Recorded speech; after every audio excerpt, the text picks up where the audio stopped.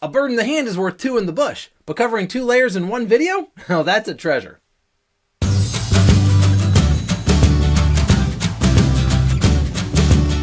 By the end of the session, we'll be able to describe the SDA controller and management layers. We're going to round out our 4 different SDA layers by talking about the controller and management layers. So in this video, we're going to explore the components and features of each. Let's start with the controller layer. And the big controller we need to talk about is DNA Center. Now we've mentioned that DNA Center is a physical device. It can't be installed into a virtual environment yet as of the time of this video, so maybe by the time you watch this it is available as a virtual appliance.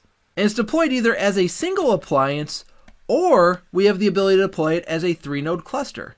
Either way, it's managed as a single logical controller, but a 3-node cluster would give us some amount of resiliency in case one of the controllers were to go down. The good news with the DNA Center controller is it is out-of-band management. And so if we have a single controller and it were to go down for whatever reason, the network itself will stay online. However, we won't be able to make changes to the network while that controller is down.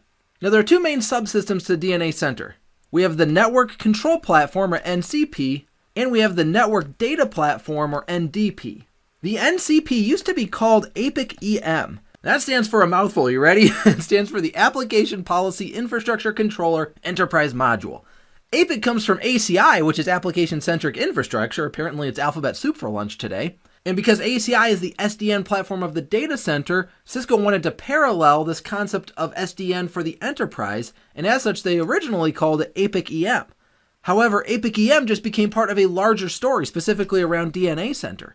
And so APIC-EM got renamed into the Network Control Platform, and it is responsible primarily for the automation of the network.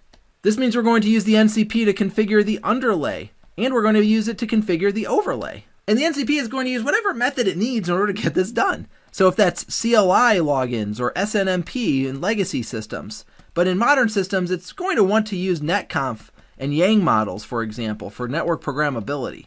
Now the NDP, the Network Data Platform, this is what we're referring to when we talk about the assurance engine that's inside of software-defined access. Assurance is essentially a big data collection, so we're going to collect as much data as possible, and we're going to, again, use whatever means is necessary. So whether that's SNMP, or NetFlow, or in more modern platforms, we have telemetry available to us. It's going to take all that data, and it's going to alert us when there's a problem, it's going to make recommendations how to fix that problem, and so this is that assurance concept that we see when we're talking about software-defined access. Now we're not done because we do have a second controller we need to worry about, and that is the Identity Services Engine, or ICE.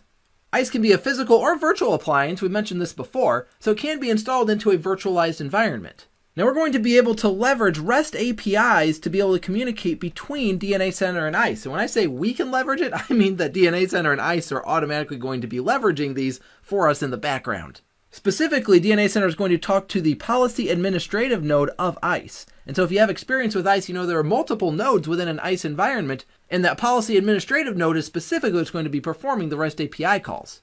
What this allows for is for policy to be defined inside of DNA Center and pushed into ICE for implementation. So we aren't actually logging into 2 different controllers here, even though we have 2 controllers at play. We are simply logging into DNA Center to do all of our configuration, and again, that policy gets pushed to ICE for enforcement.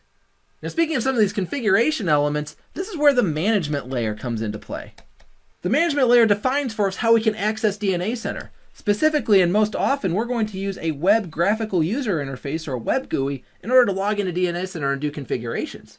However, we do have other programmability options available to us as well. For example, REST APIs directly to the DNA Center. So if we want to make configuration changes, we could use REST API calls in order to accomplish that. Now within the management plane, Cisco defines a 4-step workflow that we use in DNA Center. And you're going to see this workflow when you log into DNA Center and start to walk through configuration. The first step is design. In the design workflow, we're going to take care of configuration settings and profiles and fabric definitions. Then the second step is policy. This is where we're going to set policies. We're going to configure virtual networks and ICE configuration, AAA, and any group policies that we want to deploy. Third, we have provision. This is where we would take a network device and assign it a role, for example, a fabric edge node or a fabric control plane node. We'd also configure external connections here. And last but not least is assurance. As mentioned, this is all about the visualization of that data. So here we're going to see health dashboards and what Cisco calls a 360-degree view, which gives us deep insights into what's going on not only in our network, but potentially with a single device on the network in order to get that user up and running. So between the controller layer and the management layer, together, this is how we manage our SDA environment. And with that, you are now able to describe the SDA controller and management layers. I hope this has been informative for you, and I'd like to thank you for viewing.